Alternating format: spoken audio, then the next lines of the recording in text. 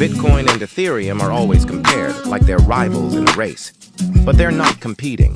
They're doing completely different jobs. Let me break it down simply. Bitcoin is digital gold. Its main job? To be money that can't be controlled by banks or governments. It's scarce.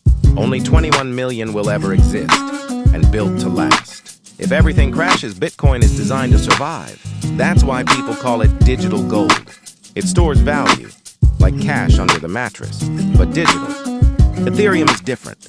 It's not just money. It's a digital computer that runs apps all over the world. Without any single company in control, you can use Ethereum to send money instantly, create smart contracts, self-running agreements, build apps for loans, games, or art, NFTs, earn interest through staking. So if Bitcoin is cash, Ethereum is the internet.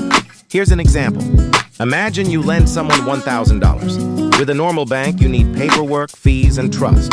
With Ethereum, you can write a smart contract. If they don't pay back by Friday, the money returns automatically. No middleman, no delays, just code. That's the power of Ethereum. Now, which one should you own? Not which is better, but what do you need?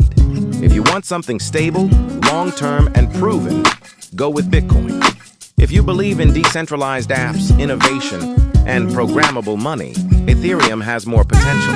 And here's the truth. Most smart investors don't pick one. They hold both. Because diversification isn't about doubling risk. It's about spreading it. Bitcoin protects your base. Ethereum opens doors. So if you're starting out, consider this split.